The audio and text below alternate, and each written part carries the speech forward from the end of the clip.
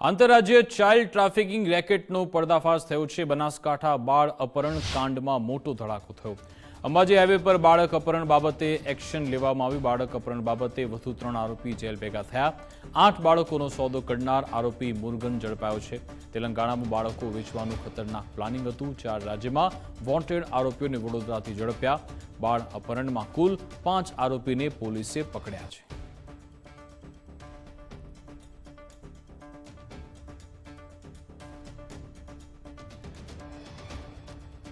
તો બાળક અપહરણ કેસમાં પોલીસ અત્યારે એક્શન મોડમાં છે, જેમાં વધુ કેટલાક આરોપીને ઝડપવામાં આવ્યા।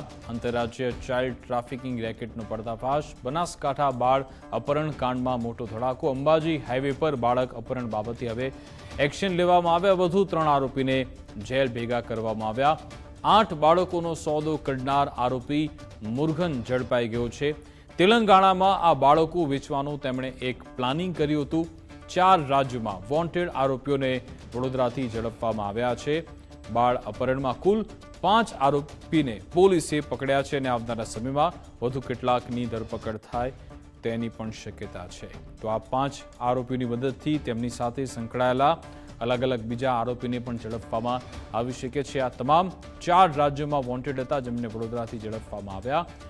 અંબાજી હાઈવે પર બાળકનું અપહરણ જે બાબતે 3 આરોપીને જેલ હવાલે કરવામાં આવ્યા છે અને જેણે સોદો કર્યો હતો, જેણે 8 બાળકોનો સોદો કર્યો હતો એવો મુરગન તે પણ હવે ઝડપાઈ ગયો છે અને જે બાળકોનું અપહરણ થયું છે તેમને બીજા રાજ્યમાં વેચવા માટેનું એક પ્લાનિંગ કર્યું હતું।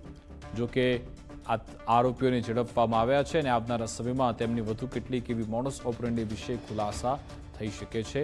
આ લોકોએ બાળકોને ટાર્ગેટ કરતા હતા અને બાળકનું અપહરણ કરી તેમની સાથે પૈસાની કમાણી કરી રહ્યા હતા। જો કે હવે એમાંથી આરોપીઓ ઝડપાઈ રહ્યા છે। આજ અંગે વિસ્તૃત વિગત આપશે સંવાદદાતા કમલેશ નાભાણી ફોનલાઈન પર જોડાઈ ગયા છે। જી કમલેશ। જી બિલકુલ, વાત કરવામાં આવે તો આજે અંબાજી પાલનપુર હાઈવે પર જે બાળકનું અપહરણ હતું તે મામલે વધુ 3 આરોપીઓ ઝડપાયા છે।